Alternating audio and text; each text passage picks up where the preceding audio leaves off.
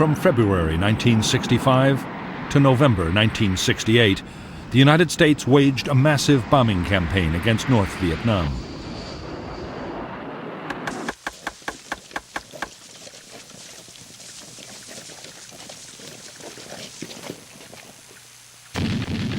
Operation Rolling Thunder sent American warplanes against heavily defended targets.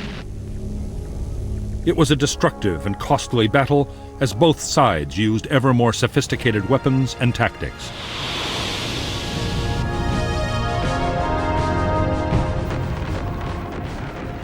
In Rolling Thunder, American aircraft dropped over 650,000 tons of bombs on North Vietnam. There were also massive operations in South Vietnam, supporting American ground troops and against communist supply lines and bases in Laos and Cambodia.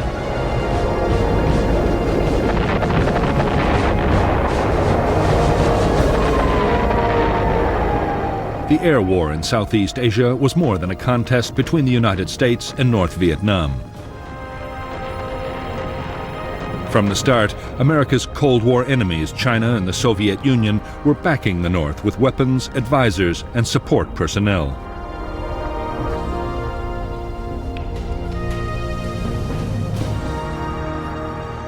For U.S. leaders, that raised the most difficult question they had ever faced. Could the air war be won without sparking off a wider and infinitely more dangerous conflict?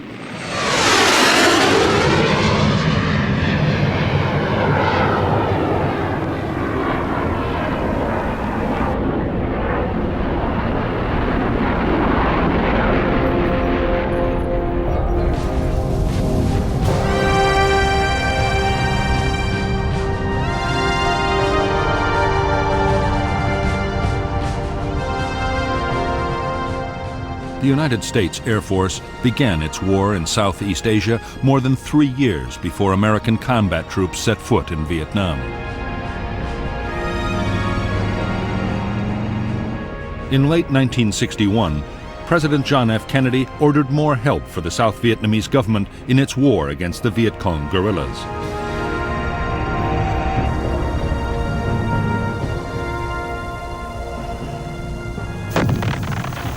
U.S. backing included new equipment and more than 3,000 military advisors and support personnel.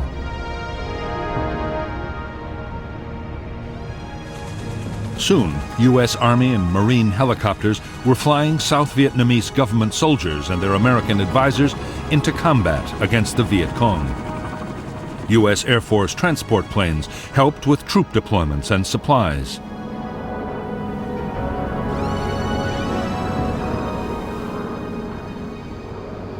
Meanwhile, reconnaissance aircraft searched for guerrilla units, and interceptors defended South Vietnamese airspace against North Vietnamese or even possibly Soviet or Chinese intruders. Amongst the first U.S. Air Force units sent to Vietnam was a small detachment of helicopters disguised in South Vietnamese markings. Under special rules of engagement, codenamed Farmgate, the aircraft were flown by U.S. personnel, but had to have a South Vietnamese Air Force officer on board. Unofficially, they were flying combat missions against the NLF.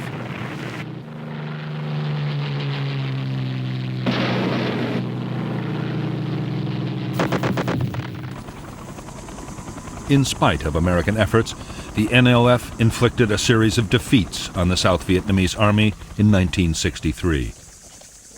Guerrilla numbers were rising, and they were better armed and led than ever. With each month that passed, the NLF was getting more weapons, ammunition, and trained men from North Vietnam.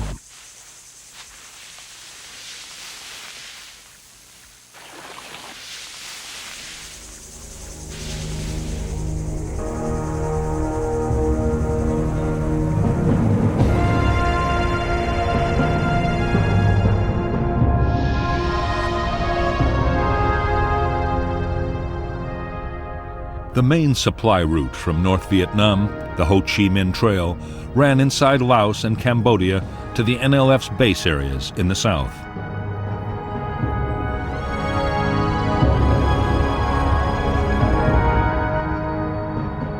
The trail was manned by North Vietnamese army troops with the help of Laotian guerrillas who were waging their own war against the Lao government.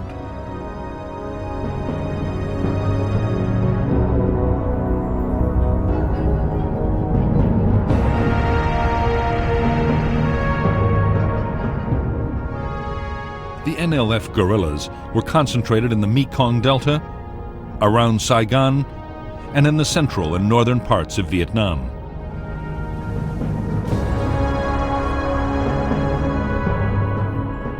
It was near these areas that the Americans stationed helicopter companies to carry South Vietnamese troops into battle. The detachment operating under Farm Gate was based at Ben Hoa near Saigon, and there was another important base at Tan Son Nhut. 3 smaller airfields also supported fixed-wing operations.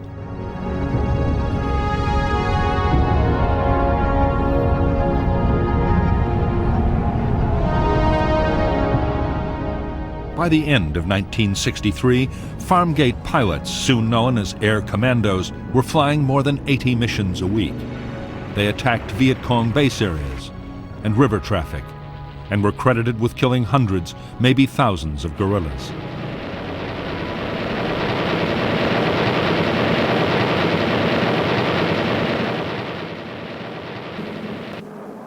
Operation Ranch Hand flights, spraying a deadly herbicide to destroy jungle cover, were also flown under Farm Gate rules.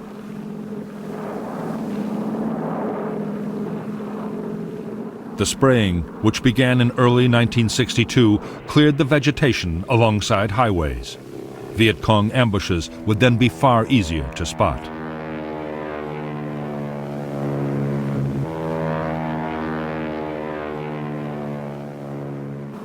Ranch Hand's mission was soon extended beyond preventing ambushes. Vast tracts of forest were sprayed with Agent Orange, a herbicide containing the deadly chemical dioxin. Guerrilla trails and base areas were exposed, and crops that might feed Viet Cong units were destroyed. By the summer of 1971, Operation Ranch Hand had sprayed 11 million gallons of Agent Orange, containing 240 pounds of dioxin, and destroyed 6 million acres of South Vietnam. 1/7 of the country's total area was laid waste.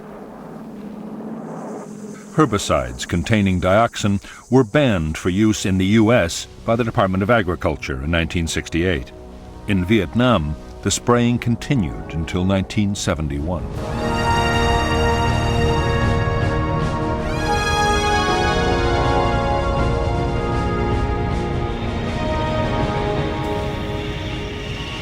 Between April and June 1964, American air power in Southeast Asia was massively reinforced. 2 aircraft carriers arrived off the Vietnamese coast. The move was prompted by an NVA offensive in Laos.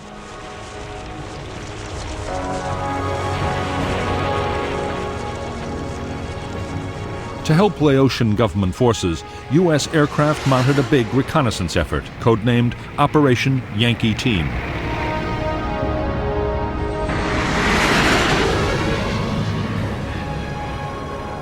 Soon after Yankee Team began, 2 Navy planes were lost to anti-aircraft fire over Laos. The Air Force retaliated by hitting the enemy gun positions in the first jet bombing raids in Southeast Asia.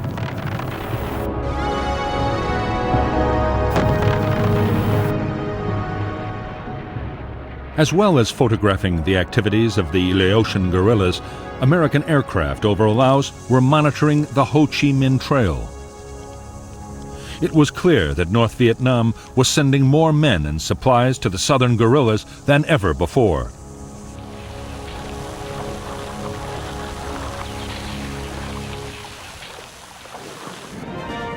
In Washington, the new U.S. President Lyndon Johnson was being pressed hard by his military commanders to punish the North.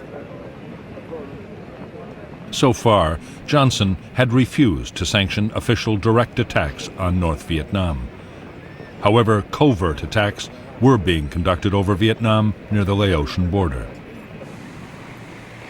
It was an incident in the Tonkin Gulf that finally lit the fuse. In bad weather conditions, the captain of an American destroyer thought he was fired upon by North Vietnamese patrol boats, an attack that actually never happened. But on August 5, 1964, the president ordered retaliation.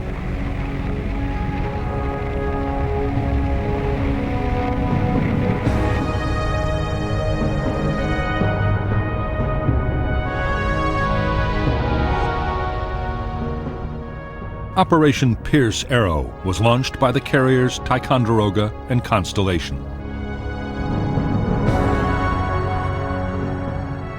Aircraft from Constellation bombed North Vietnamese naval facilities at Hong Gai and Loc Chau, with the loss of 2 American aircraft.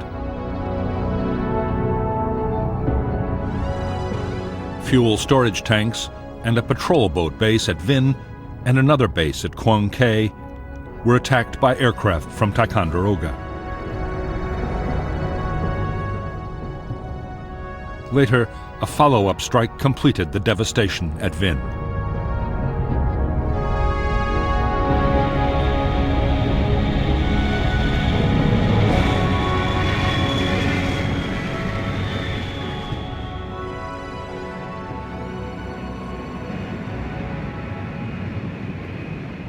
In North Vietnam, the American bombing raids immediately triggered a secret plan.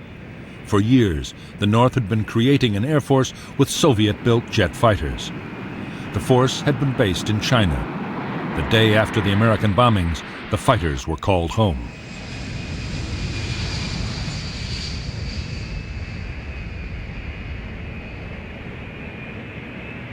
Even as the North Vietnamese fighters began to patrol out of their new base, the Americans rushed their own reinforcements to the region.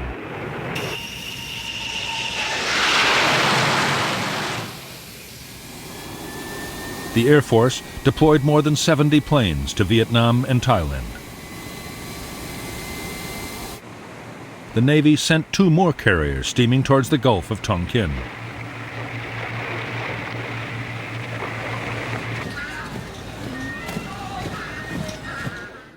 As tension in Southeast Asia rose sharply, U.S. intelligence learned of an ominous development. In October 1964, China, Vietnam's neighbor and ally, successfully tested an atomic bomb.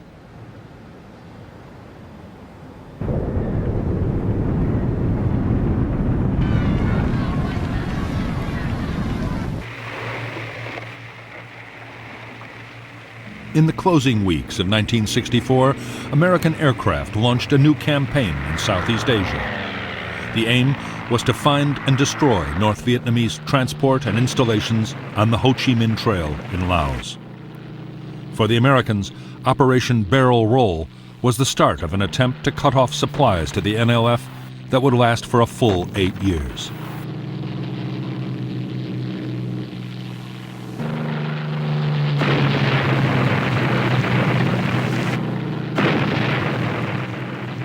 By February 8, 1965, NLF guerrillas in South Vietnam had launched a series of attacks on U.S. installations and personnel. The United States was determined to hold North Vietnam responsible.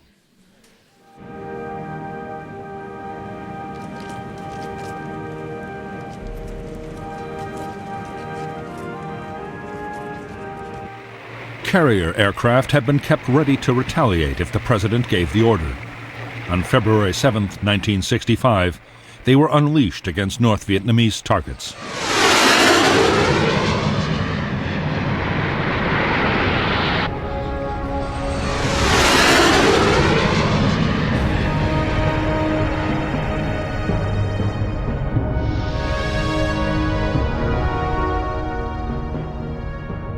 Operation Flaming Dart was launched from the carriers Ranger, Hancock, and Coral Sea, and from airfields in South Vietnam by both U.S. and South Vietnamese planes. The targets were North Vietnamese Army barracks and the 325th Infantry Division's training base at Dong Hoi. Because of bad weather, only one target was hit in strength, at the cost of an aircraft shot down.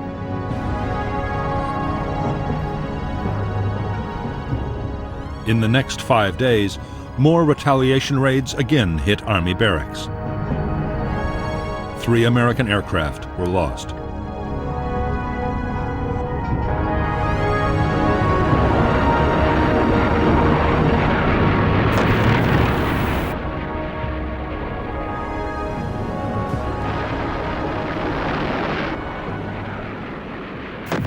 Up to now, the American airstrikes on the north had been in retaliation for particular incidents.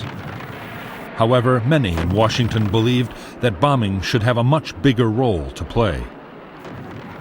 They argued a sustained campaign of attacks could make North Vietnam stop supporting the war in the South.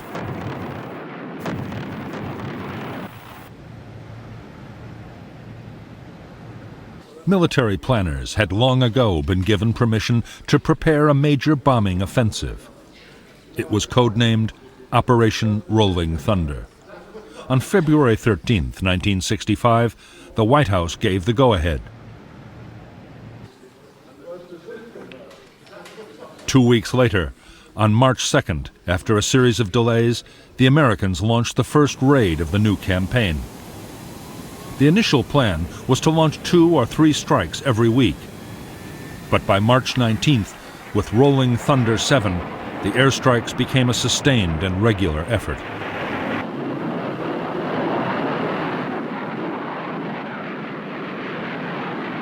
Rolling Thunder got off to an uncertain start. The first mission, flown by more than 100 aircraft, hit an ammunition dump in the Quang Ke Naval Base. 5 U.S. aircraft were lost. In the following weeks, North Vietnamese radar, railway bridges, and military bases were attacked, but more American aircraft were shot down. Already, it looked like an air war over North Vietnam might prove far more costly than anyone had expected.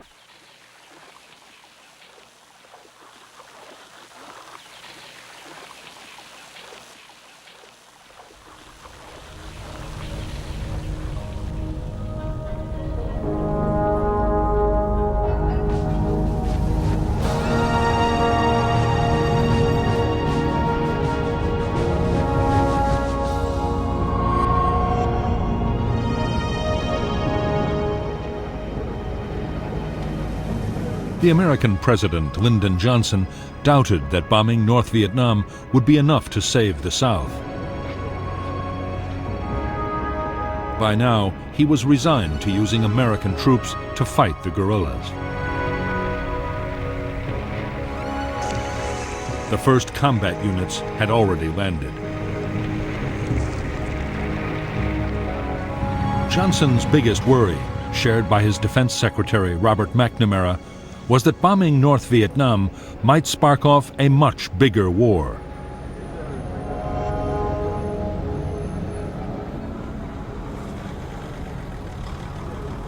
The Soviet Union and China had been supporting the North with financial and military aid for years. If the American bombing was too fierce, they might be forced to come to its defense.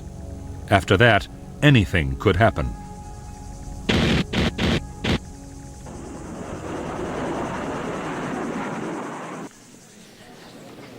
Johnson's fears that the war in Vietnam could spiral out of control were not shared by his military leaders.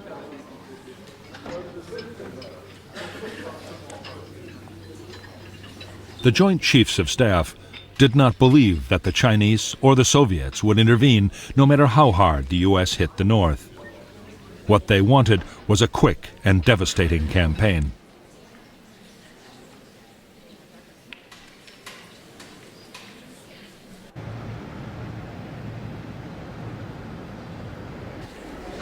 Whatever the doubts of his military leaders, Johnson was sure that massive bombing of North Vietnam would draw in the Chinese. The only course the president could see was to keep strict control of the offensive himself. Each week, the list of targets to be struck would have to be approved by him at the White House.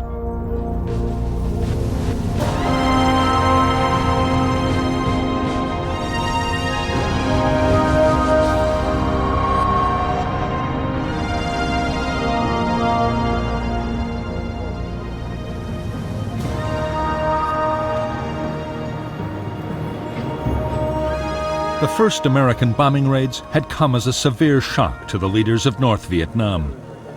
Neither the President Ho Chi Minh nor his government had expected the Americans to go so far. But there was no question of giving in.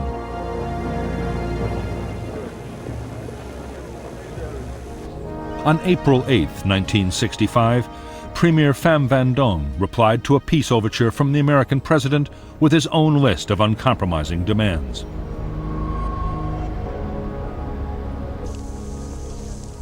For 10 years, Ho Chi Minh's aim had been to reunite the two halves of Vietnam under communist rule. Now the NLF guerrillas in the south were so close to victory, he saw no reason why he should negotiate.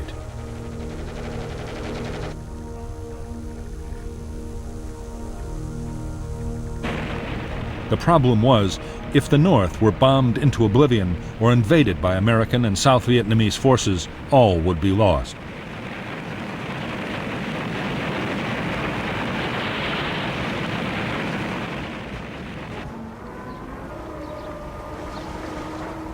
Only with massive help from the Soviet Union and China could North Vietnam hope to survive.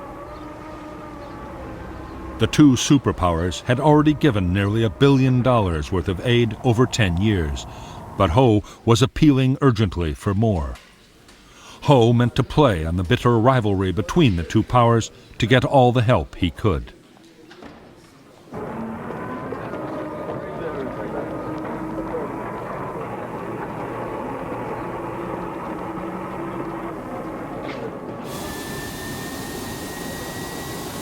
At first, the Soviet Union, under Premier Alexei Kosygin, had urged northern leaders to look for a peaceful solution. But Kosygin was actually in Hanoi in February 1965 when Rolling Thunder began. The Russian position hardened. The Soviets now promised sophisticated radar, air defense missiles, and more jet fighters.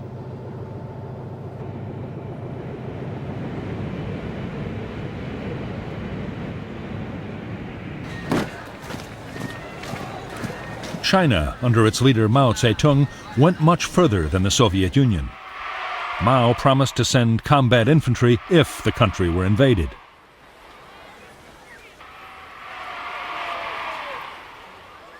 Meantime, to help the North defend itself against the bombing, he promised anti-aircraft units. Mao meant to guarantee the survival of his neighbor, whatever the risks.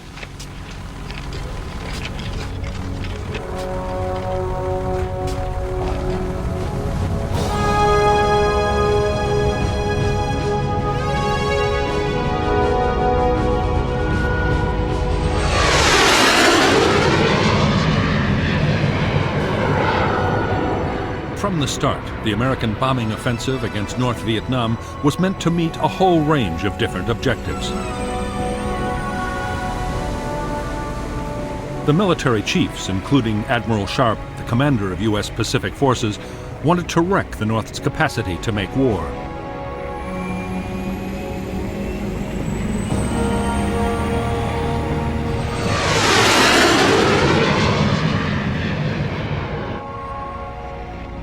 The U.S. ambassador in Saigon, Maxwell Taylor, saw the raids as a morale booster for South Vietnam.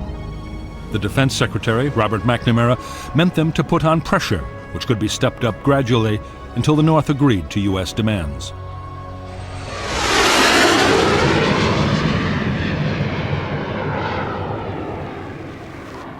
The first targets of the Rolling Thunder campaign had been chosen mainly for their political and psychological impact.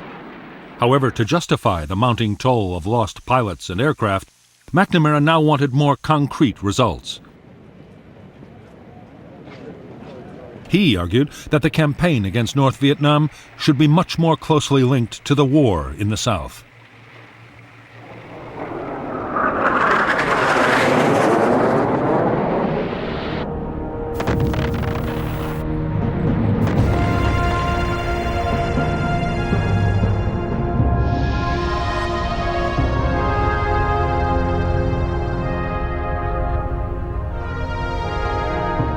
The The new American plan for Operation Rolling Thunder focused on the part of North Vietnam between the demilitarized zone, separating North and South, and the 20th parallel.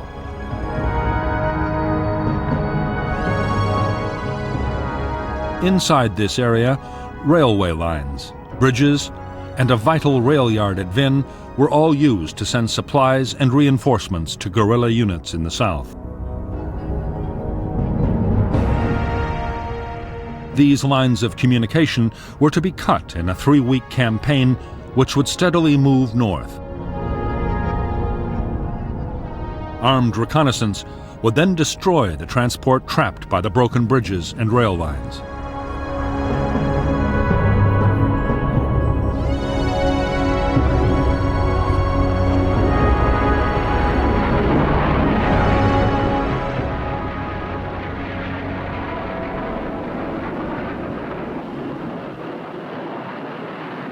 To U.S. military leaders, the decision to attack North Vietnamese transport was a move in the right direction, but it was nowhere near as destructive as the campaign they wanted.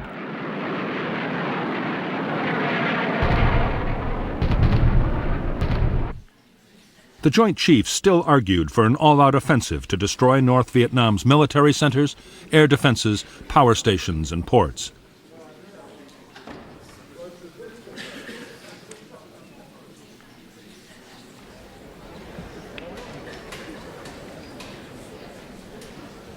President Johnson and Robert McNamara were adamant that there would be no all-out campaign. This was to be a limited war to achieve limited objectives. In any case, McNamara and other officials argued, the most valuable targets should be kept as hostages. To save those, North Vietnam would have to agree to negotiate.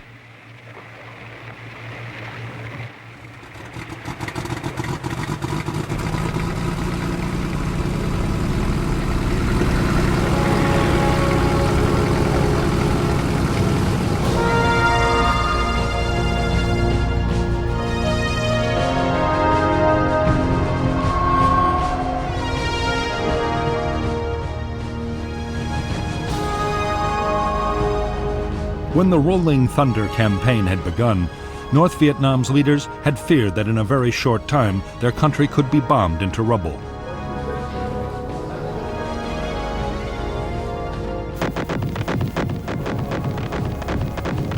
The air defense system was still primitive. If the Americans meant to launch an all-out offensive, there was little the fledgling North Vietnamese Air Force could do to stop them. North Vietnam hoped that open support from its allies, particularly the Chinese, could save it from full-scale attack. There was every sign the Chinese meant what they said about coming to the North's aid if necessary. In fact, China was taking the situation in Vietnam so seriously it had changed its whole national defense strategy.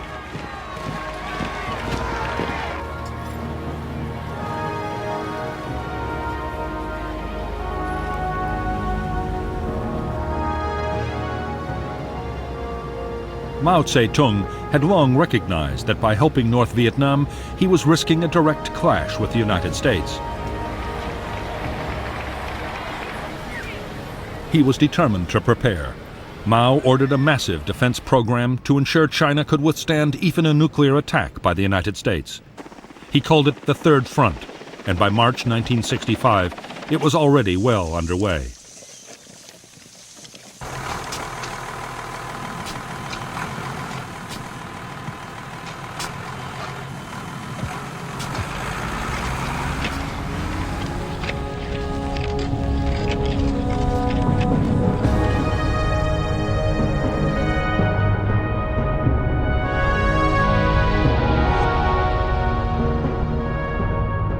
The first stage of the Third Front program had been to take China's industries, mostly concentrated around the big cities,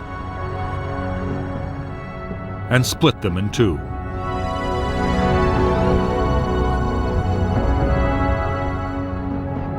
The duplicates were then moved deep into the interior. Already, fortifications were being built for defense in depth, and every province was creating its own light armaments industry. Meanwhile, North Vietnam's defenses against American bombing were also being reinforced.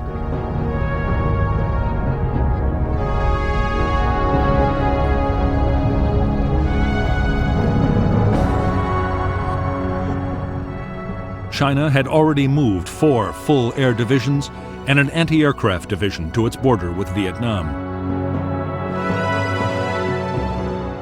It built airfields close to the frontier as sanctuary and repair facilities for North Vietnam's jet fighters.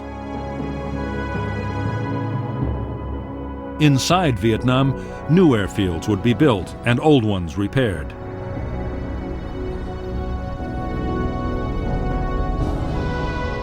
Chinese logistic teams were already constructing or upgrading 12 roads north of Hanoi.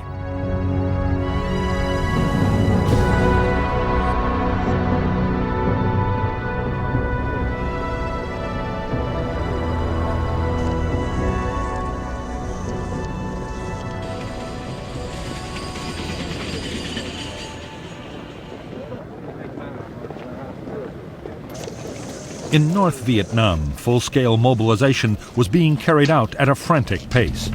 Many believed that an invasion might follow the air assault. 1 million people were organized into repair and construction teams. In a massive program, they dug thousands of miles of trenches and millions of single-person air raid shelters. Soon, in Hanoi, there would be a shelter on average every 20 feet.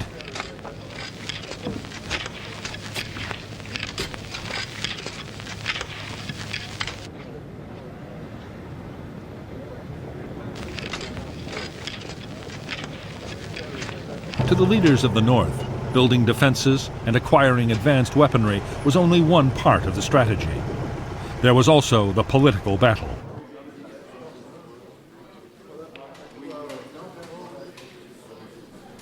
There would be a major propaganda offensive to pressure the Americans into restricting or even stopping their attacks.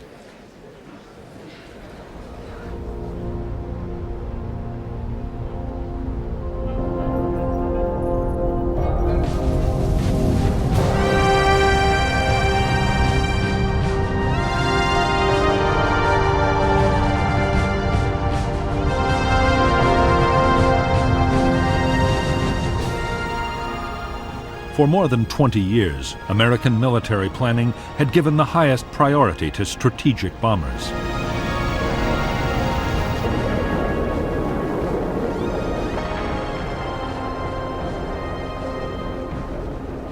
The U.S. had built a huge force of long-range aircraft able to attack targets deep inside the Soviet Union with nuclear weapons. As the conflict with North Vietnam had intensified, Strategic Air Command had modified its giant B-52s to carry conventional bombs.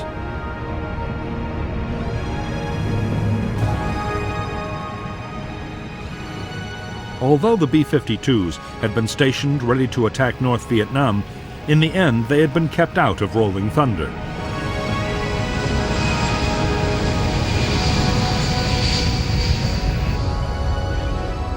The White House believed that the massive high-altitude bombers were just too destructive. They could be seen as a massive escalation of the war.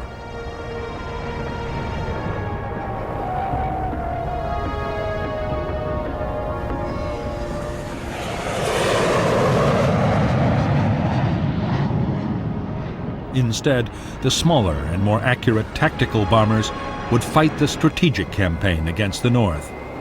They would also carry out their normal role by supporting ground operations in South Vietnam.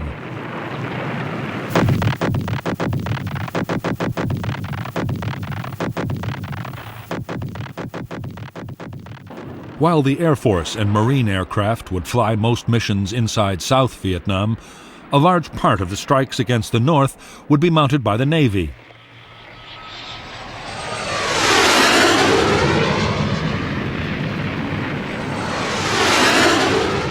The U.S. Navy had 16 strike carriers and deployed more aircraft than all the world's other navies combined.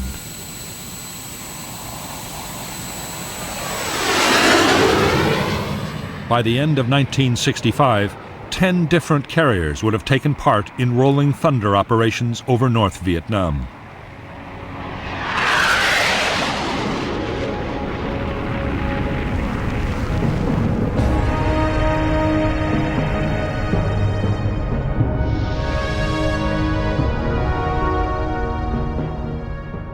U.S. naval air power off Vietnam was under the command of Task Force 77.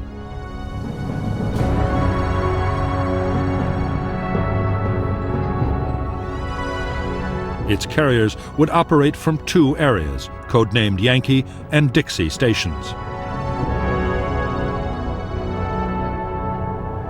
Aircraft from Yankee Station would attack targets in North Vietnam and Laos, while planes from Dixie would fly over South Vietnam.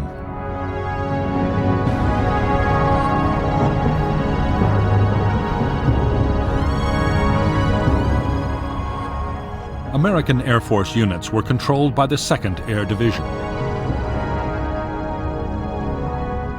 In 1965, the division operated from 2 main airfields in Vietnam and 5 in Thailand.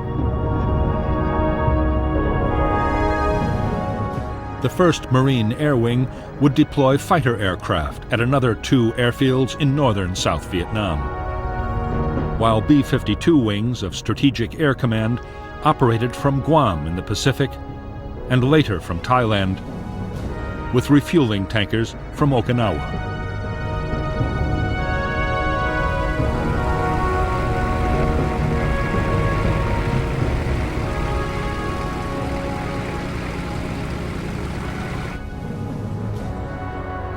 U.S. air commanders had a limited say in how the battle over North Vietnam was fought.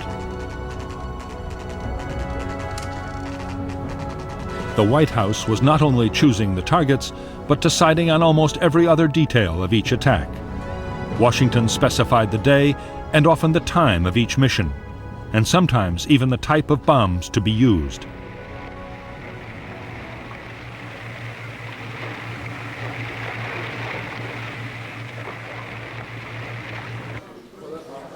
From the approved list, American pilots were given a target and 1 or 2 alternatives.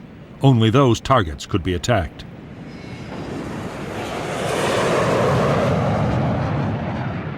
The monsoon weather was still enveloping North Vietnam, making some targets impossible to hit at the time specified in Washington. Air commanders had no authority to improvise.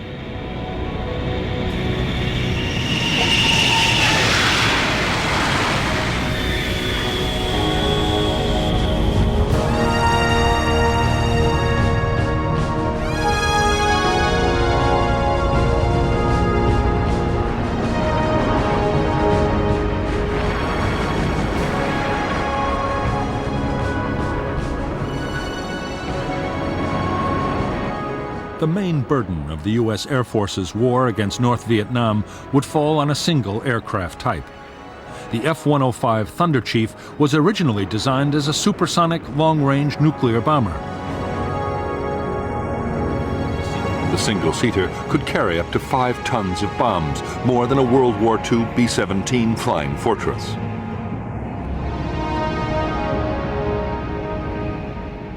As a fighter escort and for light attack, the Air Force had the F-100 Super Sabre. The F-100 could carry almost 4 tons of bombs. It was also armed with air-to-air missiles and 4 20mm cannons.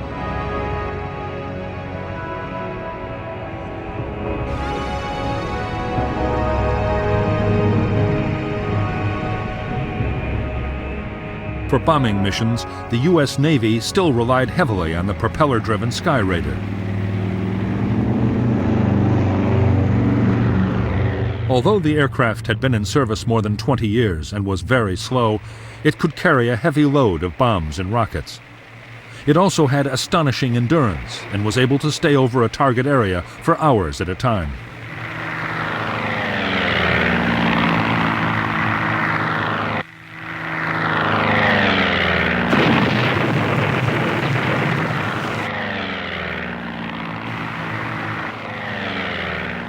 As Rolling Thunder developed, the Sky Raider would be gradually replaced in the Navy's attack squadrons by the A-4 Skyhawk.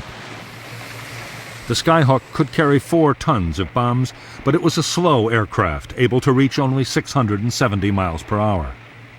Skyhawk raids were usually escorted by Crusader fighters, armed with both cannon and air-to-air missiles.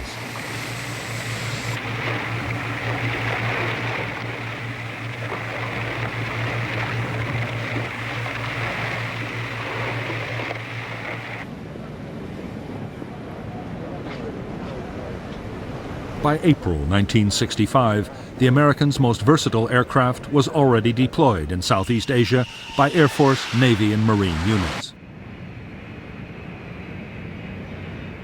The F-4 Phantom was a big aircraft and was able to fly at more than twice the speed of sound, 1,400 miles per hour. It could also carry a bomb load of up to 8 tons.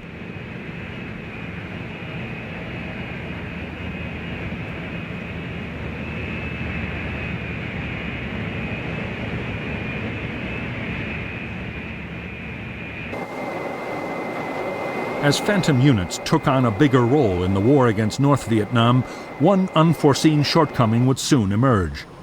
The F-4 had been designed to depend for self-defense on its missiles. It had never been fitted with cannon for close-range air combat.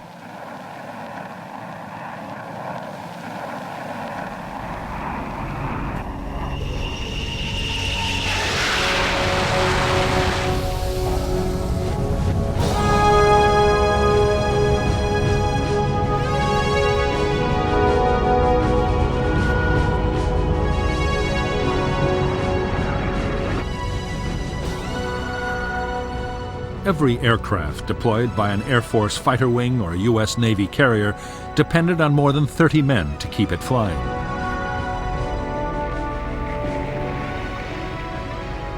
A carrier had a crew of around 4,000 crammed into the ship alongside planes, bombs, and stores. Because the carrier was operating 24 hours a day, the men worked in shifts up to 16 hours long.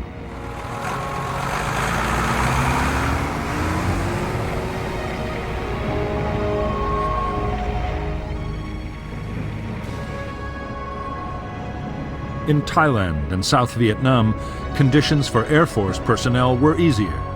All the same, heat and humidity took a heavy toll on men and machines. To add to the burden, higher command often measured the success of a unit by the sheer number of sorties it could fly.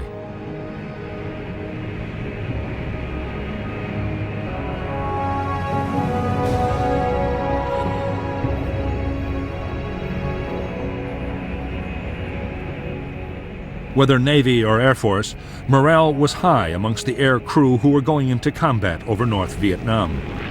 Aircraft and pilots had been lost, and the enemy's air defenses were still being developed.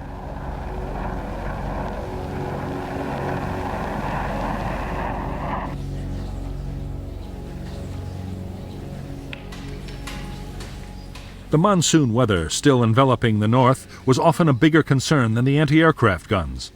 So, too, were the strict rules of engagement that pilots had to memorize.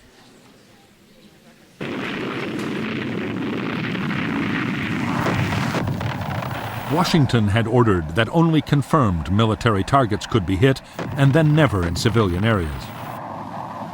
Enemy aircraft had to be identified visually before they could be attacked, in case they were Chinese.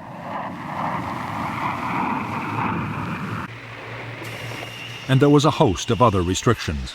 Such rules had never been part of the training of U.S. pilots. But crew were left in no doubt that infringements would lead to serious disciplinary action.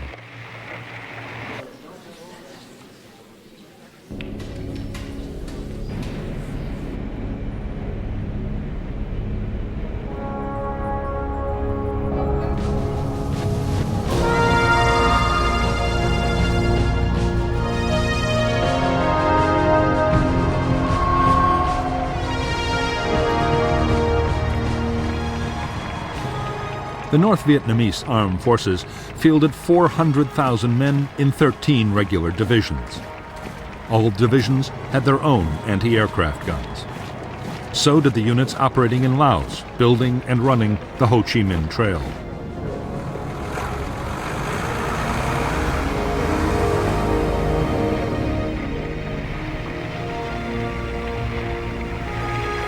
The Navy played a role in air defense too. Its fleet of East German gunboats was stationed on the sea and river approaches to important targets.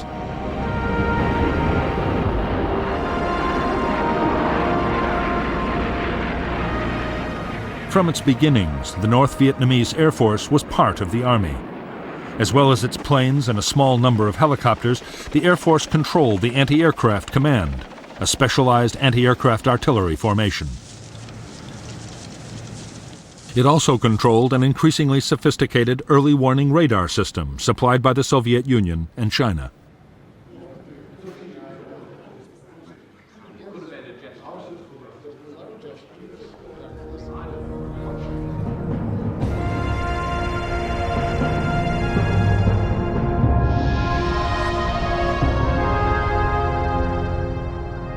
North Vietnam's only fighter wing, the 921st, was based at Noi Bai Airfield, 40 kilometers from Hanoi.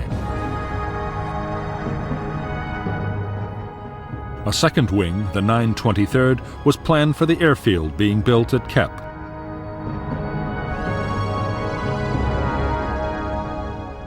There was also a training wing and a wing of Ilyushin bombers at Cat Bai and Phuoc Yen.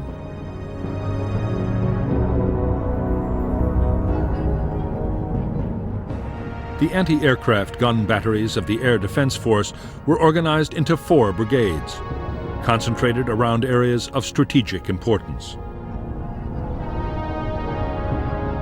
The main road and rail junctions, the industrial centers around Hanoi and Haiphong, and the main supply routes to Laos and the south were most heavily defended.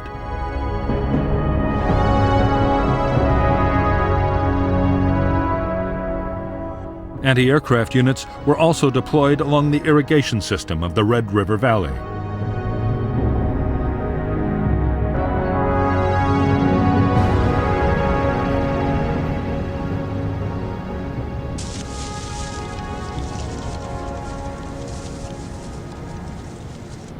Although North Vietnam's air defenses were still weak, they would soon become amongst the most formidable ever assembled anywhere.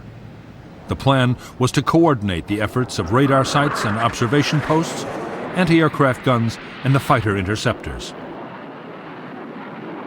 The planes would try to ambush the enemy, and if they couldn't shoot him down, at least force him to fly through heavy ground fire.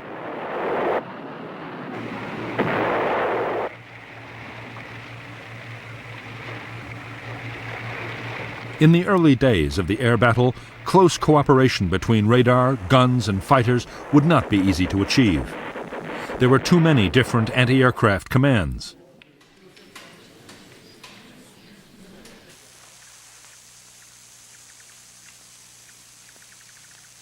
Soon, as Soviet-built anti-aircraft missiles became operational, another ingredient would be added to the already complex system.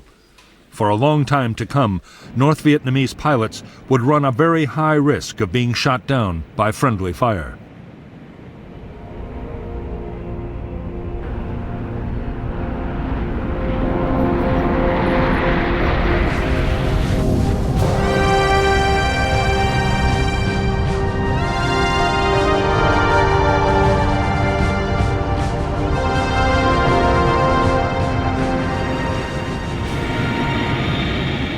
The mainstay of the North Vietnamese Air Force was the MiG-17 jet fighter. It was an aging design, a top speed of only 710 miles an hour, and was later replaced by the more advanced MiG-21. Yet the MiG-17 was still a formidable interceptor.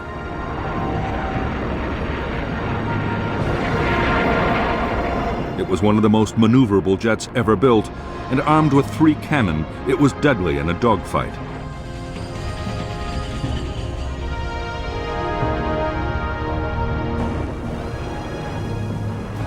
By now, the Air Defense Force had a large number of Soviet and Chinese anti-aircraft guns. At the start of the battle, they were still simple types with optical sights. The 23 and the 37mm twins could fire 100 rounds a minute from each barrel, but could only reach targets up to 10,000 feet.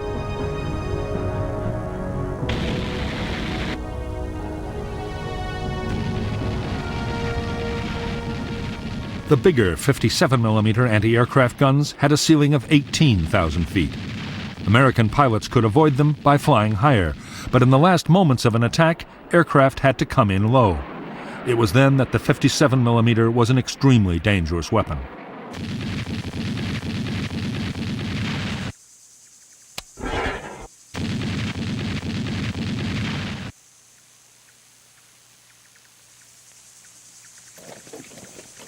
The North Vietnamese regional militia now had 500,000 members and was equipped with large numbers of light machine guns. Against low-flying planes, they could be highly effective.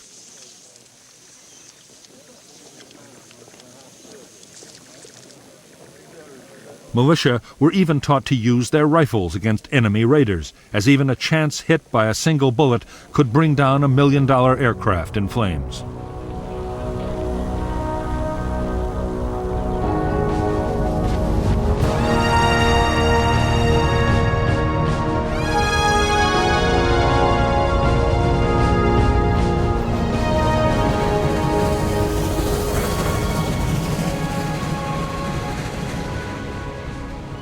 The advanced weaponry supplied by the Soviet Union and China depended completely on skilled personnel to operate and maintain it.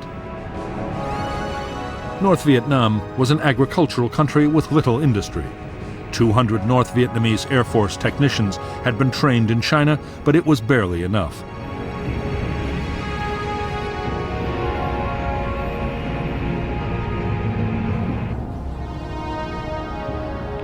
There was also a shortage of skilled radar operators.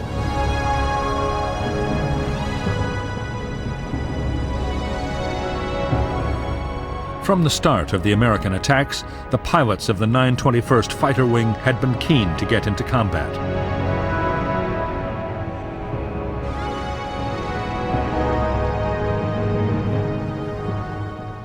They had been training at a furious pace. Gunnery was given the highest priority. Pilots practice opening fire at ranges down to 150 meters to get a kill on the first pass.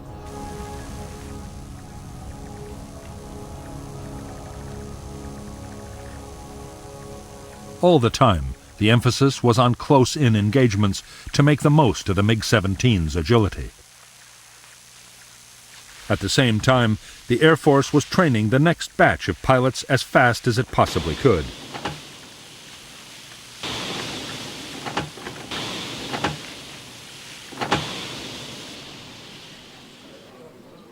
Most of the training of pilots, radar operators, and anti-aircraft gunners was being carried out by Soviet and Chinese military experts. Many had already taken part in combat operations, actually directing the defense. At a higher level, behind the scenes, there were Soviet and Chinese staff officers working to improve the performance of every branch of the North Vietnamese armed forces.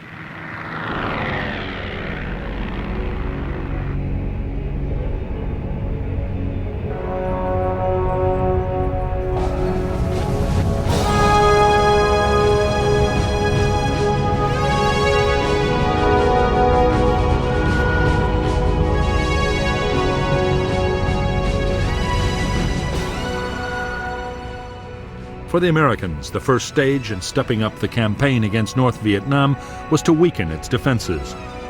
In the last week of March 1965, U.S. attack planes from the carriers Hancock and Coral Sea hit key North Vietnamese radar sites.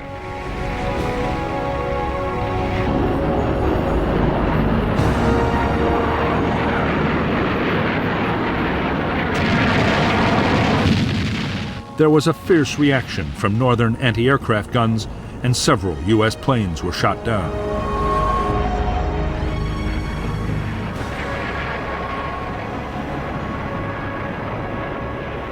As the Rolling Thunder campaign built up, the attacks did boost the confidence of the South Vietnamese government. Government forces were doing better on the battlefield, too. Even so, in Washington, the mood was bleak. On March 29, 1965, NLF guerrillas launched a daring bomb attack on the American embassy in Saigon.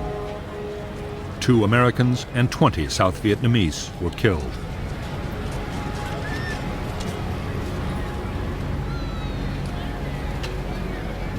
To many in Washington, the attack seemed to underline the need for much stronger measures to be taken in Vietnam. By now, President Johnson himself was pushing for vigorous action. He gave permission for the Marines already in Vietnam to be used in combat operations. Few doubted that more troop deployments would follow.